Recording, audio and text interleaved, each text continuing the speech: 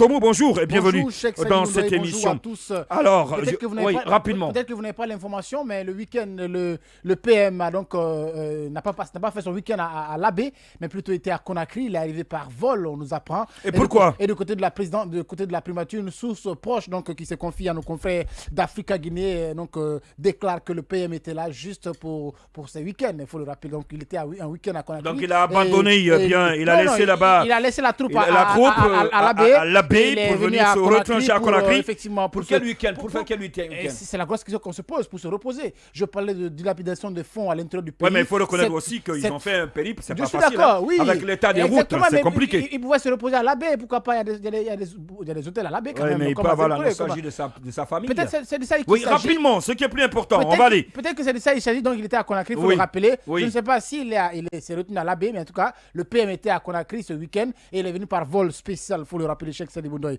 Donc, par rapport à l'actualité, il faut dire que oui, ce lundi, effectivement, les examens donc, de nationaux vont démarrer. Oui. Et sous une forte pluie, hein, tu l'as rappelé. Et les chiffres aujourd'hui, cette année, ils sont au moins 540 105 candidats, 235 401 filles. Moi, j'ai des réserves, notamment sur les dispositifs qui ont été mis en place parce que, disons, Guillaume Mawing est à l'intérieur du pays. Oui. Et je pense que le cabinet du ministère va s'en charger justement de la... Vous n'avez pas confiance aux dispositifs qui ont été mis en place? Non, je n'ai pas confiance. Pourquoi vous n'avez pas confiance? Je n'ai pas confiance parce que tout simplement, Guillaume Mawing, faut dire que le dispositif qui a mis en place avec la prestation de serment de certains cadres, de certains délégués et enseignants, d'autres ont même décliné. Et puis le port de voile qui a même fait écho ici avant qu'il ne fasse mea culpa. Oui. Et puis je crains aussi que, même si on nous dit que toutes les dispositions sont prises, qu'au moins après, comme les années passées, qu'il y ait fuite de sujets ou qu'il y ait fraude massive.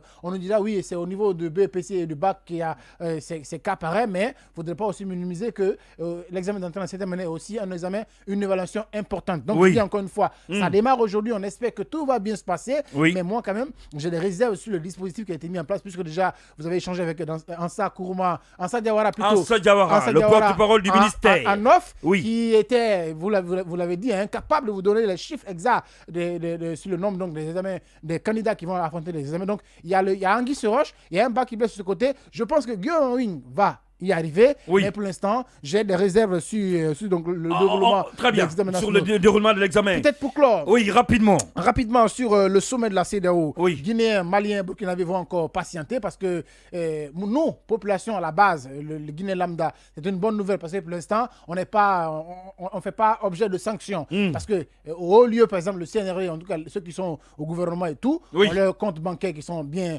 remplis et ont leur famille à l'étranger. Donc, eux, même si la Guinée est sanctionnée, ils ne vont pas en pâtir. Donc, il faut dire que les décisions vont tomber à partir du 3 juillet prochain. Donc, on attend de voir ce que la CEDEAO va dire. Mais encore une fois, pour ceux qui estiment que la CEDEAO... parce qu'on apprend qu'ils ne se sont pas entendus sur certains points. Oui, effectivement. Pour ceux qui estiment que oui, peut-être c'est une fuite en avant et que la CEDEAO a déjà entériné les 36 mois, moi, je pense que c'est faux. La CEDEAO est en train d'examiner de fond en large la situation politique dans ces trois pays, notamment en Guinée, pour se prononcer. Et ces sanctions dont on parle, la Guinée ne va pas échapper à ces sanctions. Oui. Les sanctions sont véritablement... Ne souhaitez pas quand même qu'on sanctionne la Guinée. Non, je ne souhaite pas qu'on sanctionne, mais voilà. On regarde tout ce qui se passe. De ce qui se passe. C'est inévitable que la Guinée ne soit pas sanctionnée. C'est inévitable que la Guinée ne soit pas sanctionnée au regard de ce qui se passe. C'est votre point de vue. Merci d'être passé dans cette émission.